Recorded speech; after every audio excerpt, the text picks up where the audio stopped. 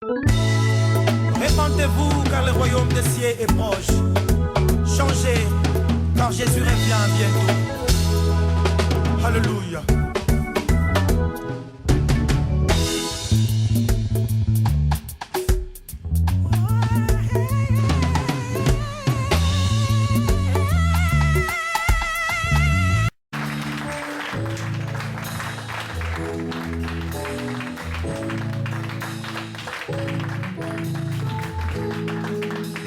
Il a formé l'homme, mais l'homme n'était pas une âme vivante. C'est après avoir soufflé sur les narines de l'homme que l'homme devient une âme vivante. Donc en toi, tu as quelque chose de Dieu que tu ne devrais pas gaspiller, bien-aimé. Tu as le souffle de vie. C'est pour cela, vous voyez, quand l'homme meurt, Dieu reprend le souffle et finit. L'homme retourne à la poussière. Donc tu n'es pas n'importe qui. Ta vie n'est pas une vie où tu dois faire n'importe quoi. Vous devez faire très attention, bien-aimés.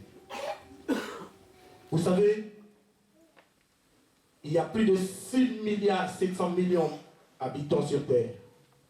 Mais tu es unique. Tu peux faire des choses que moi, ton frère, je ne pourrais pas faire pareil. Parce que tu as une grâce particulière. Et cette église a besoin de la grâce que toi, tu as, bien-aimé. L'église de Dieu a besoin que tu commences à mettre ta main pour faire avancer l'évangile, pour propager cette bonne nouvelle du Christ. Tu n'es pas n'importe qui, bien-aimé. Et pour te démontrer, Dieu a mis une empreinte que toi seul tu as. Chacun de nous a une empreinte que l'autre n'a pas. C'est-à-dire que tu es unique, bien-aimé. Le Seigneur veut t'utiliser. Il faut que tu commences à dominer ton univers.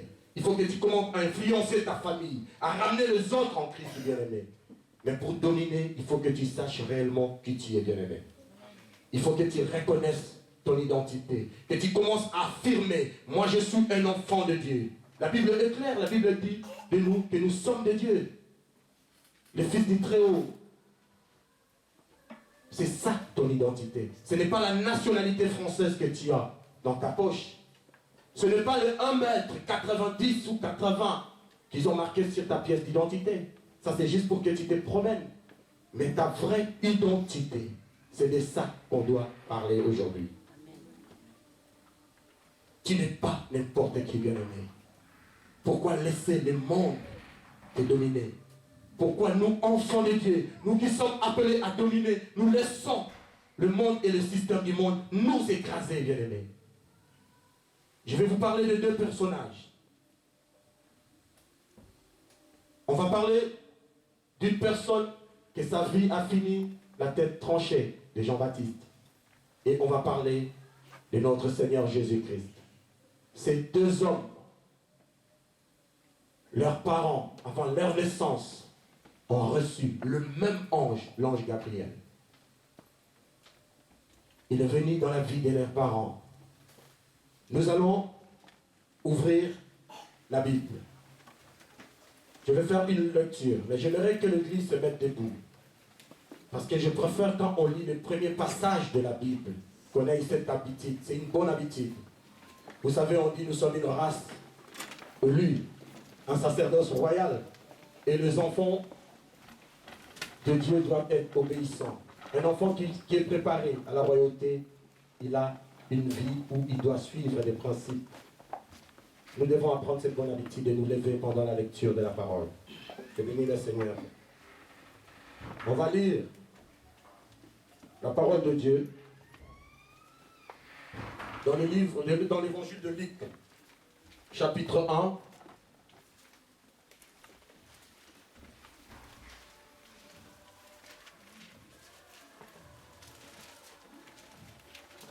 Luc, chapitre 1.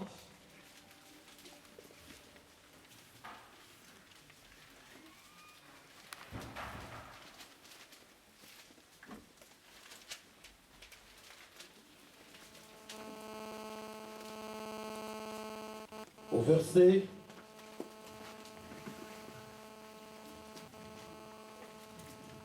il est temps, on va essayer de sauter certains versets. Et je vous conseille de marquer 11 à 17. Mais j'essaierai d'être un peu plus rapide, on va aller un peu vite par rapport à l'heure. Ici, nous voyons l'ange apparu au père de Jean-Baptiste. il annonce la naissance de Jean-Baptiste. C'est une naissance prophétique. Avant sa naissance, l'ange apparut à son père, qui était sacrificateur, à Zacharie. Il parle de l'enfant qui va naître. Je vais sauter pour aller un peu plus vite. On va lire le verset 17. Cet enfant, il marchera devant Dieu avec l'esprit et la puissance de lui, pour ramener le cœur de père vers les enfants et les rebelles à la sagesse des justes, afin de préparer au Seigneur un peuple disposé. Ça, c'est la naissance prophétique, l'annonce de la naissance prophétique de Jean-Baptiste. Et nous allons lire en même temps la naissance prophétique de Jésus-Christ. C'est toujours le même messager et le même ange qui vient. Cette fois-ci, l'ange Gabriel vient parler à Marie, mère de Jésus. Il parle de la naissance de Marie. On va lire de 26. Il faut mentionner du 26. J'aimerais que vous marquez 25. Vous allez lire le reste à la maison. Mais moi, je ne lis pas tout. Il sera grand, verset 32, et sera appelé fils du Très-Haut. Et le Seigneur Dieu lui donnera le trône de David, son père. Ici, nous voyons, je vous invite à vous asseoir maintenant. Ici, nous voyons le même ange, Gabriel, vient parler à Zacharie qui était souverain sacrificateur. Il dit à Zacharie que ta femme va enfanter un enfant. Cet enfant ne sera pas comme les autres, parce que l'Esprit Saint sera en lui avant sa naissance même, dans le sang de sa mère. Et c'est pareil pour Christ. Mais le problème n'est pas là. Jean-Baptiste avait une identité prophétique. Son père était un souverain sacrificateur. J'imagine, un souverain sacrificateur parle avec son enfant. Il parle de Dieu à son enfant. Moi, aujourd'hui, je suis un serviteur de Dieu. Dieu m'a fait grâce, j'ai un fils qui a reçu une prophétie à l'âge d'1 mois. On a parlé sur lui, mon fils. Là, je ne parle pas de la Bible, là, je parle de mon fils Elohim. Cet enfant, on m'a dit qu'il sera prophète. Il avait 1 mois à l'époque. Donc c'est à moi, son père, de préparer à cet enfant, de parler à mon enfant Elohim, que tu n'es pas n'importe qui. Tu es un prophète de Dieu. Quand tu seras grand, tu parleras de la part de Dieu. Comme ça, le petit, il se prépare. Il sait que non, moi je ne suis pas un voleur, mais je suis un prophète. Et je crois que le père de Jean-Baptiste a fait pareil. Mais Jean-Baptiste, lui qui avait une identité prophétique, lui qui était destiné, la Bible dit de lui, que son ministère va être marqué par l'esprit d'Élie et la puissance d'Élie. Et nous connaissons Élie. Élie était un grand prophète en parole et en puissance. Élie a fait des choses, bien-aimés, que beaucoup n'ont pas fait. Même quand on parle d'Élisée, Élisée a reçu le même esprit d'Élie. Donc, sauf qu'il a reçu en double portion. Mais c'est toujours le même esprit d'Élie. Il n'y a pas plus grand que cet homme par rapport aux prophètes anciens qui ont manifesté des miracles sur la terre. Mais je vous dis une chose. Les souverains sacrificateurs voulaient identifier Jean-Baptiste. Les souverains, ils ont envoyé des gens voir Jean-Baptiste pour demander à Jean-Baptiste qui il était réellement. On pose la question à Jean-Baptiste. On demande à Jean-Baptiste qui tu es. Dis-nous. Jean-Baptiste, il dit, je ne suis pas le Christ. Personne n'avait posé déjà cette question comme ça. On n'a pas demandé à Jean-Baptiste, es-tu le Christ? Il dit, non, je ne suis pas le Christ. On lui pose la question, es-tu le prophète? Il le refuse, il dit non. On parle, es-tu Élie? Il dit non. Jean-Baptiste a renié son identité prophétique. Mais la Bible dit de lui, il n'y a pas plus grand que Jean-Baptiste. Mais son identité prophétique, l'annonce que l'ange Gabriel avait annoncée à ses parents, Jean-Baptiste l'a refusé. Mais il a reconnu qu'il était le messager. Il a reconnu cela, qu'il était le messager, la voix qui criait dans le désert. Mais je vais vous dire une chose. Il y a quelqu'un, lui, n'a jamais régné qu'il était réellement. C'est Jésus-Christ. Jésus-Christ a dit ouvertement, moi et mon Père, nous sommes un. Jésus-Christ a dit ouvertement, je suis la lumière du monde. Jésus-Christ a dit ouvertement qu'il était le chemin, la vérité et la vie. Amen. Il n'a jamais régné qu'il est. Et pour corriger ce que Jean avait fait, bien-aimé, nous allons lire pour une bonne compréhension. Je vais lire, bien-aimé. Parce que là, nous voyons que Jean n'a pas reconnu qui il était réellement. Jean a refusé de reconnaître son identité. Mais Christ, lui, est venu. Jean a envoyé, il était en prison. Il a envoyé ses disciples demander à Jésus s'il était le Christ. Lui qui savait déjà qu'il était le Christ. Mais emprisonné, Jean, je dirais, il perd quelque part sa foi. Il demande encore à Christ.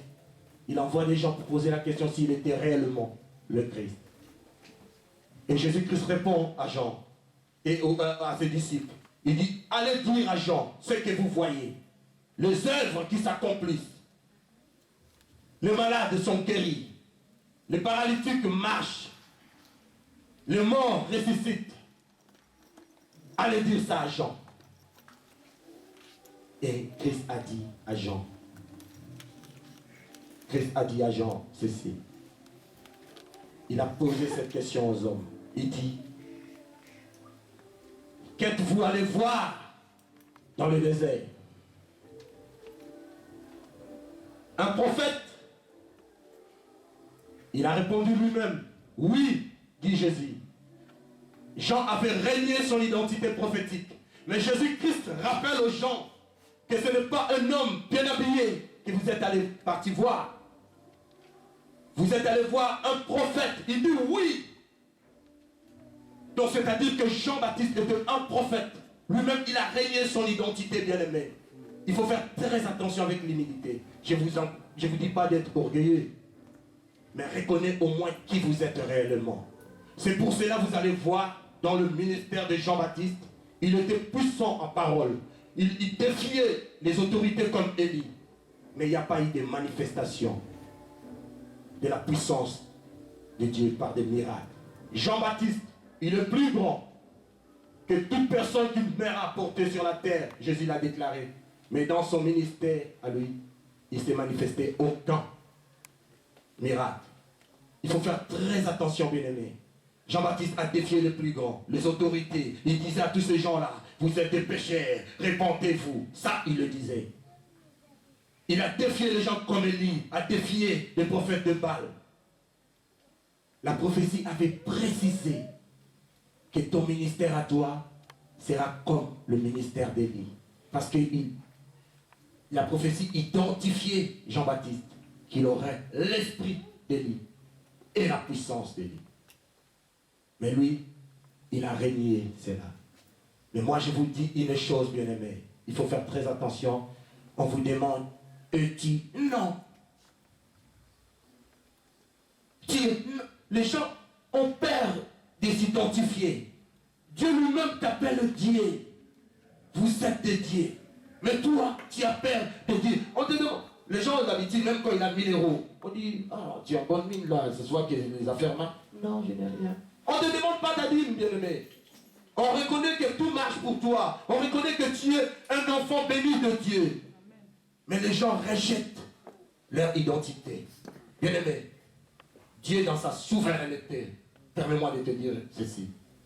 Dans les conseils de Dieu, ils peuvent décider quelque chose pour toi, pour ta vie. Amen. Mais si toi-même, tu rejettes cela, tu refuses cela, bien-aimé, il ne se passera rien du tout dans ta vie. Dieu dans sa souveraineté, il te dit Dieu, un Dieu, il te fait Dieu face à tes ennemis. Mais tu rejettes cela. C'est pour cela, jusqu'aujourd'hui, nous voyons les enfants de Dieu être écrasés par l'ennemi. Parce qu'on ne se reconnaît pas. On ne se reconnaît pas. Personne ne proclame qu'il est réellement un fils de Dieu. Les gens ne confessent même pas cela. C'est pour cela que nous ne pouvons pas impacter le monde. La première des choses que Dieu a dit à l'homme, Genèse 1, 28. Il dit à l'homme, je t'ai béni. Il a béni l'homme. Après, qu'est-ce qu'il a dit à l'homme? Dieu parle à l'homme. Il dit, soyez féconds, multipliez, remplissez, assujettissez et dominez surtout sur la terre. Et si vous regardez bien, il ne faut pas lire la Bible comme ça. Là.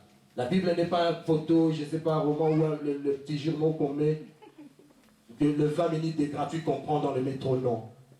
Regardez bien. Il commence par soyez féconds. Si tu n'es pas fécond, tu ne pourras pas te multiplier. On arrive à la multiplication. La Bible dit remplissez. Si tu ne te multiplies pas, tu ne pourras pas remplir la terre. On passe à un niveau supérieur. Puisqu'on est rempli maintenant, nous pouvons assujettir, mettre tout sous nos pieds, bien-aimés. Et c'est là qu'on dominera. Donc ce n'est pas des paroles que Dieu a mis comme ça. Ce n'est pas un hasard. Soyez féconds, multipliez, remplissez, assujettissez et dominez. Si tu ne reconnais pas ton identité, tu auras du mal à dominer. Ce n'est pas ta situation actuelle qui t'empêchera de dominer. Ce n'est pas parce que tu es né d'une famille pauvre. Dieu ne voit pas cela, bien-aimé. Jephthé a été rejeté, chassé par ses demi-frères, parce que sa mère était une prostituée. Mais il était dans le plan de Dieu, bien-aimé. Quand ça ne marchait pas à Israël, les ennemis d'Israël commençaient à menacer le peuple. Les souverains sacrificateurs, les gens qui dirigeaient Israël à l'époque, ils ont couru chercher Jephthé. Et il est revenu. Il a sauvé son peuple. Ce n'est pas parce qu'il était un enfant d'une prostituée que cela n'allait pas s'accomplir. Dieu ne voit pas ça, bien-aimé.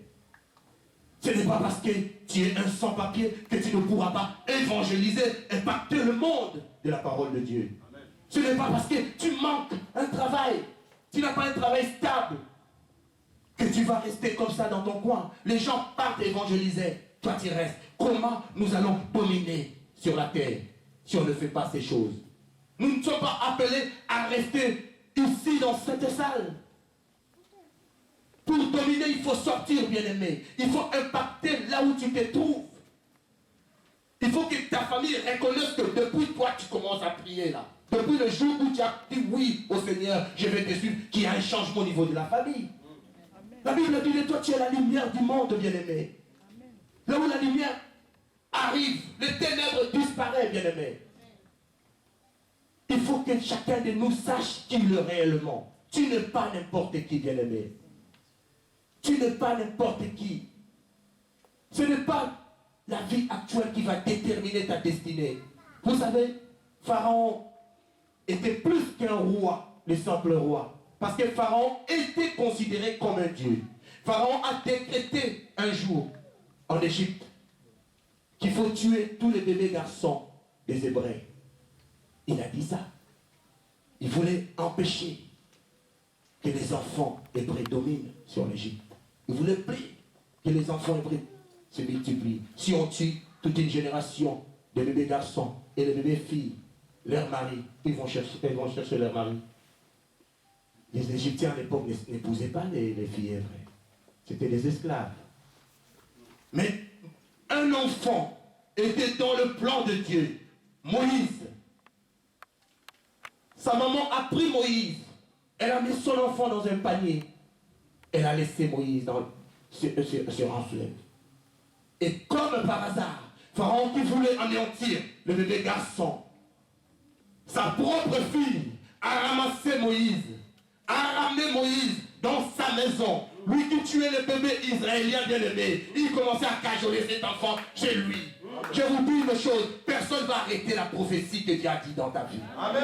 Parce que beaucoup de gens prêchent, soi-disant, bien-aimé, Dieu a prophétisé dans ta vie. Garde ça. On commence à garder certaines choses, comme si le diable va voler. Personne, même les ennemis de ta prophétie, bien-aimé, laisse-moi te dire, sont des participants pour que la prophétie s'accomplisse. Amen. J'ai écouté quelqu'un parler de Joseph. Il dit Joseph, c'est de sa faute. Parce qu'à chaque fois qu'il avait un rêve, il disait à ses frères. C'est pour cela que ses frères l'ont vendu. Mais si le frère de Joseph n'avait pas vendu Joseph, comment la prophétie de Joseph allait s'accomplir? Il a fallu que ses frères le rejettent. Il a fallu que ses frères vendent Joseph. Il a fallu que Joseph parte en Égypte en tant qu'esclave. Il a fallu que Joseph soit emprisonné. Pour bien-aimé, affirme ton identité. Je veux que les hommes et les femmes de cette église, quittent cette église aujourd'hui, en partant que chacun de nous sache qui il est réellement. Amen. Le diable n'a pas le pouvoir d'empêcher une prophétie prononcée par Dieu. Qui il est pour empêcher Dieu de faire quelque chose? Il a essayé de combattre avec Dieu. Dieu l'a précipité sur la terre. Donc il n'est pas capable d'empêcher ce que Dieu dit sur toi dans ta vie. Amen. Arrêtons de dire, non, si je dis, hey, qui il est pour empêcher ta prophétie, bien-aimé? Moïse a grandi dans la maison de celui qui voulait tuer les bébés à l'époque. Il partait dehors, il tuait les bébés. Quand il arrivait, il prenait cet enfant Moïse, qui est mignon. Il a protégé l'enfant Moïse chez lui, sans qu'il le sache. Parce qu'il n'avait pas le pouvoir et la capacité d'empêcher la prophétie de Dieu, bien-aimé. Je veux que mes frères et sœurs, je veux que nous formons une vraie famille. Des enfants capables à protéger leur famille. Notre famille, c'est le Christ. C'est cette famille chrétienne que nous avons, bien-aimés. Mais il ne faut pas limiter notre Dieu. Il faut aller maintenant partout. Vous savez, on a investi 150 € pour faire des fleurs. On a ça là. Il y en a 2000. Mais personne distribue ça. Et nous trouvons ça normal. Comment on va impacter? Comment on va impacter le monde des païens? Comment on va toucher les autres? La Bible ne te dit pas de venir t'asseoir tous les dimanches à l'église. La Bible dit de toi, allez par tout le monde, faites des disciples. C'est ça le mandat suprême qu'on t'a laissé. C'est bien, on est là, on prie, on parle ensemble. On forme une vraie famille. Mais qui va faire ce travail? Ce travail n'est pas destiné peut-être à un frère ou à une sœur. Nous tous, nous devons faire ce travail, bien-aimés. Il ne faut pas que quelqu'un d'autre reçoive ta bénédiction. Dieu a prévu des bénédictions pour toi. Mais tu es là, tu ne bouges pas. Tu ne veux pas impacter. C'est à toi d'aller toucher le monde. Souvent, on a l'habitude, quand on prie, on dit le mot Kwanzambe. Et ça, beaucoup, c'était pour la toucher. Bien sûr, le mot Kwanzambe, beaucoup, c'était pour la toucher, Bananae. Mais toi, tu es le bras tendu de Dieu pour toucher les autres. Dieu compte sur toi. Il est souverain, mais tu es responsable des âmes qui se perdent tous les jours. C'est à nous maintenant de prendre la croix du Christ, d'aller planter ça là où les gens partent à la perdition. Nous devons stopper, barrer la route au diable. Il est en train de dominer sur nous, bien-aimés. Les enfants de Dieu ont pris cette mauvaise habitude. Tu pars, tu te retrouves dans un milieu où il y a des prostituées. Comme un caméléon, c'est toi qui prends la tête d'une prostituée. Qui t'a dit que tu étais un caméléon? Tu arrives là où il y a des ivrognes. Tu prends un verre, tu commences à te saouler la gueule. Tu prends l'aspect des ivrognes. Tu n'es pas un caméléon. Tu es une race élue, bien-aimée. Qui t'a dit de rester avec des voleurs et de commencer à voler? Personne ne te dit de faire ces choses. On vient à l'église. On s'habille bien. On vient, on voit nos bien-aimés. On rentre à la maison, basta. Ce n'est plus mon problème. Le frère. Le frère Babi va distribuer ses prospectus. Ah, en plus c'est 2000. Laisse tomber, frère. C'est à toi d'aller distribuer ça. C'est à toi de parler aux gens qui périssent, bien-aimés. Aujourd'hui, Dieu dit de toi que tu es quelqu'un de spécial, que tu as reçu une grâce particulière. Bien-aimé, croyez-moi, je suis sûr de ce que je dis. Je sais que tu as des choses que tu peux faire, moi je ne pourrais pas faire. Amen. Je vais vous dire, j'ai passé la journée de samedi, pas ce samedi, l'autre samedi. ici dans cette salle, jusqu'à 17h. J'ai essayé d'arranger notre sous. On n'avait pas la lumière dernièrement, vous vous souvenez? Ouais. J'ai essayé, j'enlève ça, je remets, j'essaye l'autre côté. Jusqu'à 17h, moi, je suis rentré chez moi, j'étais fatigué, je n'ai pas pu. Il a fallu quelqu'un d'autre. Parce que lui, il était capable. Il pouvait faire un service mieux que moi. On a fait appel au frère Didier. Chacun de nous peut faire quelque chose pour l'œuvre de Dieu. C'est le frère Didier qui est venu. Il a arrangé. Il a réparé la lumière. Donc si toi, tu as quelque chose en toi, tu restes dans ton coin. Comment fais-tu que l'église de Dieu avance, bien-aimé? Comment cette église va avancer? On a des choses en nous. On a cette capacité. Dieu t'a donné le pouvoir. Il t'a mandaté pour aller maintenant dominer, bien-aimé. Si tu reconnais culturellement, tu vas dominer sur tous les problèmes de ta vie. Tu domineras sur toutes maladies, quel que soit le nom des maladies. Parce qu'en toi, tu as le souffle de Dieu. Tu as quelque chose que Dieu a placé lui-même par sa souveraineté, bien-aimé. Le problème du chômage pour toi ne sera pas un problème, un souci. Tu es appelé à dominer. Dieu dit de toi que tu es un Dieu.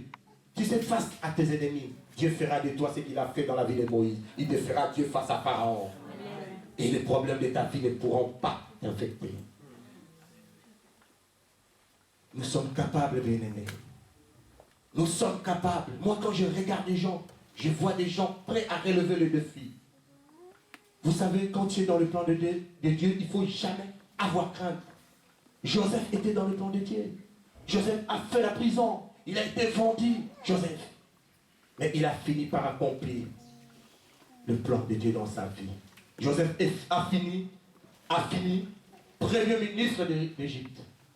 Joseph.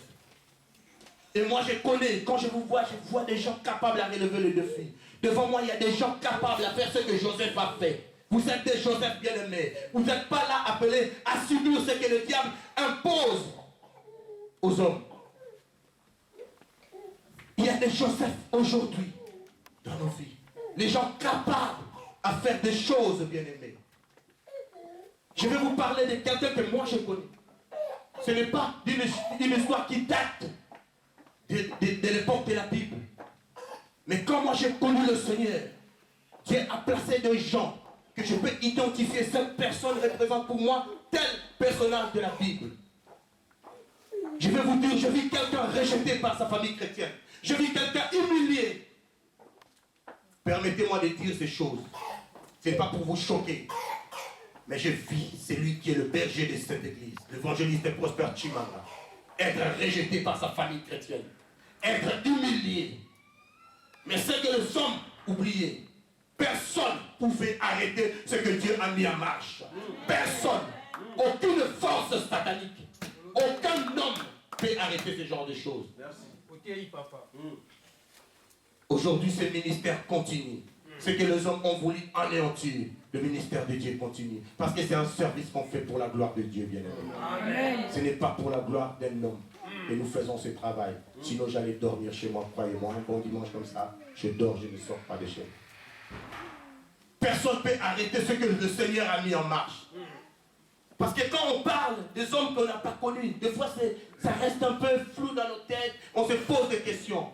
L'homme que vous voyez prêcher ici tous les dimanches a été écrasé, a été humilié. Mais puisqu'il était dans le plan de Dieu, puisque c'était la volonté de Dieu, son ministère a continué. Et aujourd'hui, il est devant. Il commence à distribuer la nourriture spirituelle, comme ce Joseph a fait. Il a épargné. Au moment où il n'y avait plus rien, il a commencé à donner, à distribuer cette nourriture spirituelle. Amen. Et je vous garantis, vous êtes là où on va donner cette nourriture aux gens qui ont faim. Car dans cette église viendra des gens qui ont soif, qui ont besoin, qui ont faim de la parole de Dieu. Ils vont venir. Et c'est à toi d'être prêt pour donner à manger à tout ce monde-là.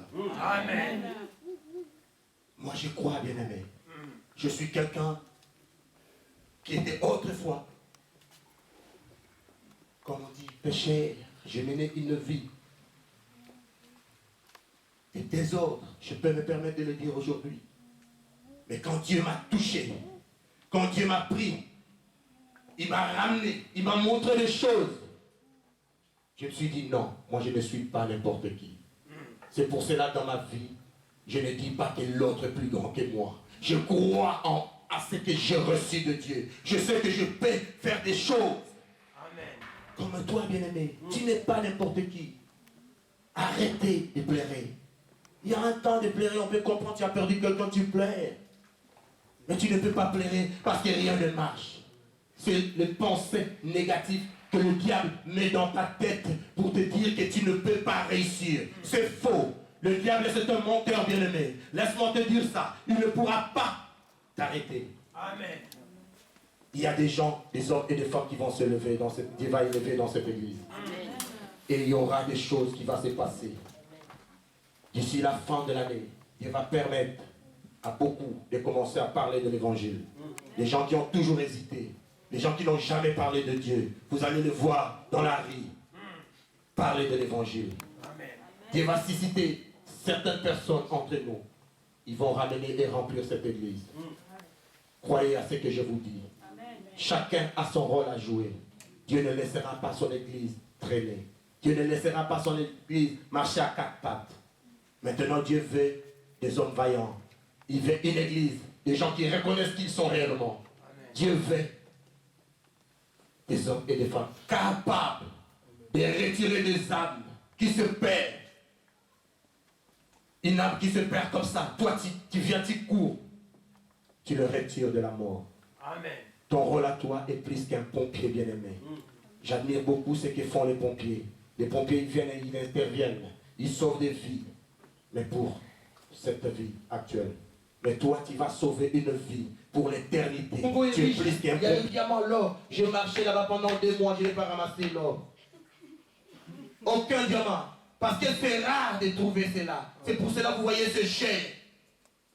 Tu peux racheter, on te dit, une bague en or. 600 €, tu fouilles. Parce que c'est rare. Et toi, l'or au moins, on trouve ça, je ne sais pas, vers Chukapa ou Mujimaï là-bas. Dans un autre coin des Congo, on peut trouver encore l'or. Mais toi, tu es unique. Tu n'es pas n'importe qui, bien-aimé. Tu n'es pas n'importe qui. Pourquoi tu dois te laisser écraser par ce monde? La Bible dit de toi, tu es dans le monde, mais tu n'es pas de ce monde. Donc, c'est-à-dire, même si la pauvreté est là, même si on dit il y a beaucoup de crises actuellement, crise économique, je ne sais pas quelle crise d'autre. Toi, ce n'est pas ton cas, parce que tu n'es pas de ce monde. Amen. Les gens vont manquer l'argent. Toi, tu n'auras toujours quelque chose. Amen. On dit le cancer ravage ce monde. Le sida tue les hommes et les femmes de ce monde. Mais toi, ça ne te touchera pas, parce que tu ne fais pas partie de ce monde. En toi, tu as Christ, bien-aimé. Tu peux écraser les choses.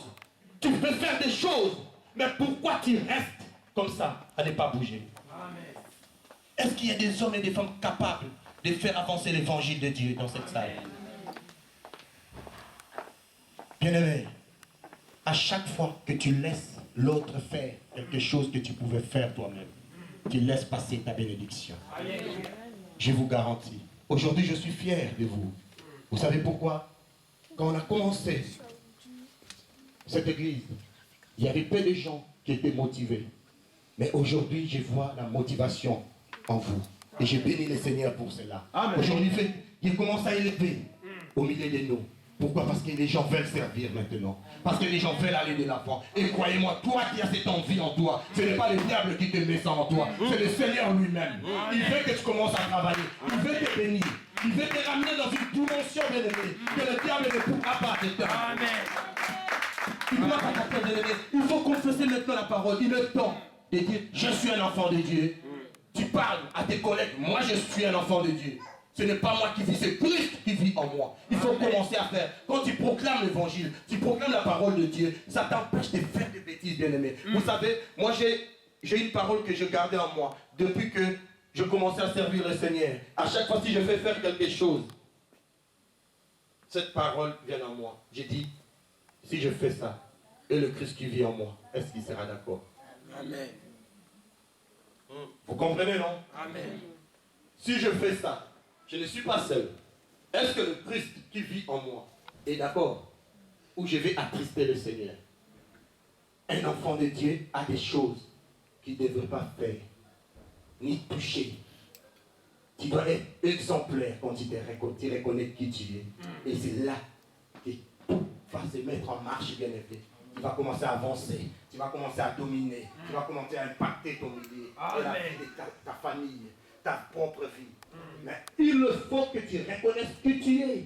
Il faut que tu mettes des principes bibliques dans ta vie à toi. Il faut te tolérer dans l'obéissance de la parole.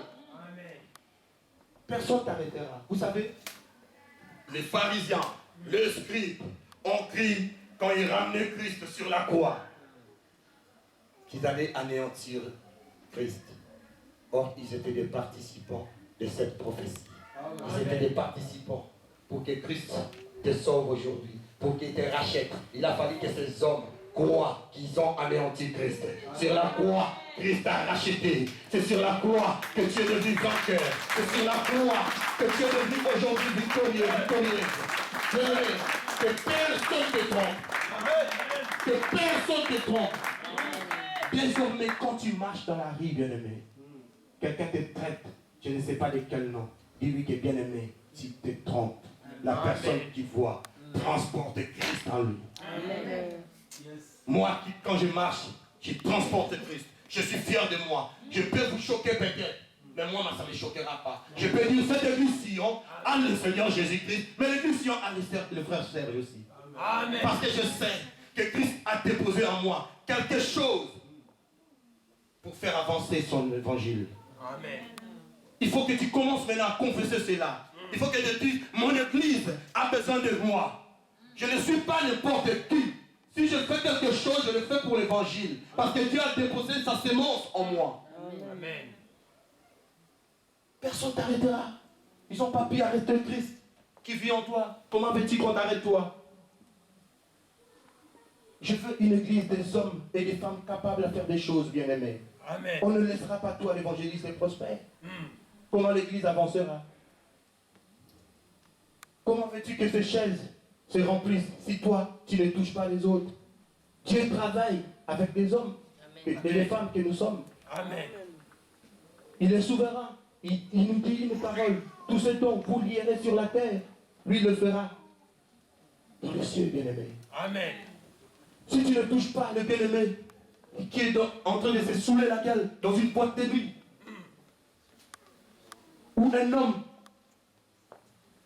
qui reste dans la pédophilie, je ne sais pas, dans l'homosexualité, comment veux-tu que cet homme soit sauvé? Christ t'a déjà mandaté. Il a dit de toi, allez partout pour faire des disciples bien-aimés. Et il t'a donné l'autorité et le pouvoir. En son nom, tu chasseras les démons.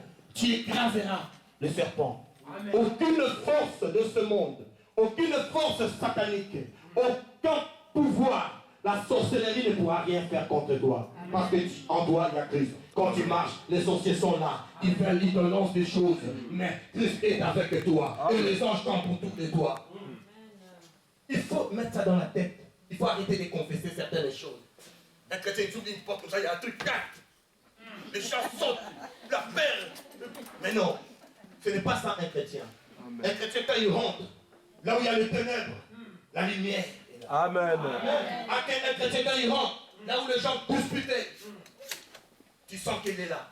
Amen. Un jour, j'étais invité dans une fête, je ne voulais pas partir. Dieu m'a fait grâce, il y avait un jeune frère à moi que j'aime bien. Le frère Clony est venu me rendre visite. J'ai pris mon jeune frère, on est parti dans une fête. C'est un ami à moi. On s'est perdu de vie, ça passait à peu près plus de 4 ou 5 ans, je crois. Il me dit, on s'est vu comme ça par hasard. Mon enfant fête ses 5 ans, il faut que tu viennes. J'étais parti, j'étais mal à l'aise. C'était en fait, comme on dit, des bons vivants. Il y avait la musique, les gens dansaient, les femmes dansaient, criaient. Mais je ne les retrouvais pas. Mais il fallait que je vienne quand même pour parler un peu avec mon ami. Donc j'étais là. Et il y a eu un moment, il y avait Dieu de se faire les choses. Il y a eu juste une minute, on voulait changer la musique. On cherchait un DVD. Mais c'était ici, il faut se lever. Et mon ami a dit une chose. Il dit à ses amis qui étaient à côté, celui que vous voyez ici, aujourd'hui je ne peux pas imaginer. Je ne sais même pas pourquoi il est devenu comme ça. Avant, nous, à l'époque, on habitait dans les fins fonds de la Hollande là-bas. Là où il y avait peut-être 70 garçons, 2 filles. Pour avoir une copine bien aimée, il faut faire des galipettes, je ne sais pas, il faut crier, c'était pas facile. Mais moi, à l'époque, je cherchais déjà pour moi une copine. J'étais dans le péché, je ne calcule pas. Donc je faisais des choses qui ne faisaient pas plaisir à mon Dieu. Donc lui, pour lui, j'étais un exemple. Quand il parlait de moi, il dit, mais aujourd'hui, il prie. Je ne comprends pas. J'ai profité à ces moments. J'ai commencé à parler de Dieu. Je vous dis, cette fête, là où les gens dansaient, là où les gens faisaient n'importe quoi, on a prié comme si c'était une veillée de prière ces jours-là. Avec des requêtes. Hein. C'est pas prier comme ça. On dit qu'on va demander pardon à Dieu. Les gens commencent à prier. Jusqu'à 4h ou 5h du matin. Il n'y avait plus de fête, c'était la prière. Et je bénis le Seigneur parce que depuis ces jours-là, mon ami, lui qui fumait, lui qui buvait, lui qui était je ne sais pas comment, il a donné sa vie au Christ, à Jésus-Christ. Amen. Donc c'est à nous d'impacter.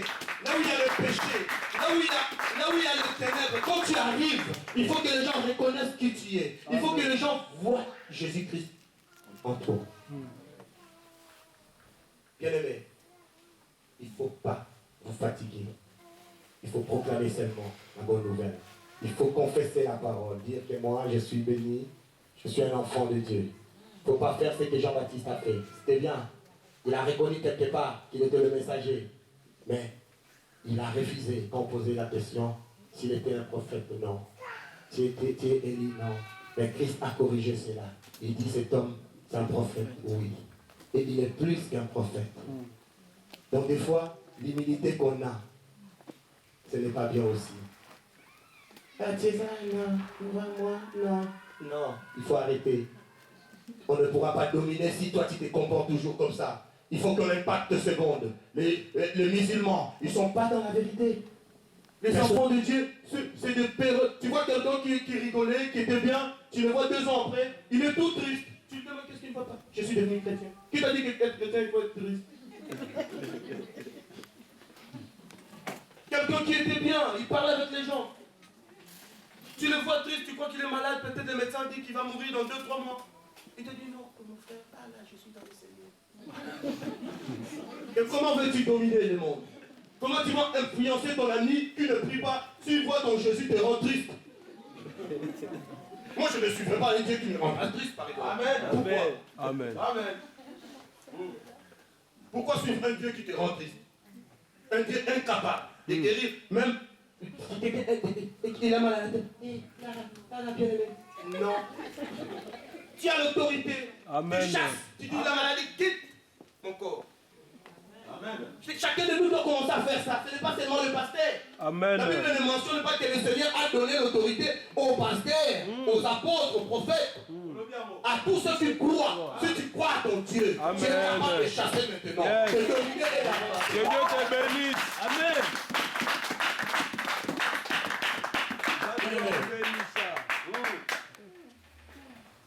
Il a fallu que je vous parle comme ça. Parce que Jésus-Christ a besoin des hommes vaillants, capables à faire des choses pour faire avancer l'évangile. Jésus-Christ a besoin de toi. Il a besoin de la grâce qu'il a mis en toi, lui-même, pour que tu essayes d'avancer, tu commences à faire avancer l'évangile, que l'évangile touche les gens qui sont, je ne sais pas où. Mais toi, il faut commencer à confesser maintenant le nom de Jésus-Christ comme ton Seigneur, ton Maître, ton Dieu. Pour que les autres sachent si tu souris aujourd'hui parce que ton Dieu agit. Amen. Pour que les gens sachent si tu es dans la joie parce qu'il y a un Dieu qui guérit les malades dans ta famille. Il faut dominer maintenant surtout, bien-aimés. Nous allons écraser l'ennemi. J'aimerais vous voir pendant la semaine ou le dimanche prochain. Amen. Je parlerai avec tout un chacun de nous en cachette, bien-aimé. Qu'est-ce que tu as fait? Tu commences à dominer? Où tu es toujours tout mou, tu as toujours peur, quand il n'y a pas la lumière, tu n'arrives même pas à avancer, le diable est là. Il ne pourra rien faire dans ta vie, bien-aimé, je te rassure. Amen. Tu es capable de l'écraser parce que Christ a vaincu l'ennemi. Il a vaincu la mort. Même la mort ne pourra rien faire dans ta vie. Amen. Là où tu es, les gens peuvent mourir. Mais là où tu es, proclame l'évangile. Dis je suis tel. Moi, je préfère dire mon nom. Dis je suis Serge Kichoué. Je ne mourrai pas parce que Jésus-Christ est en moi. Chacun de nous, il faut qu'il commence à proclamer cela. J'ai béni cette parole. Amen.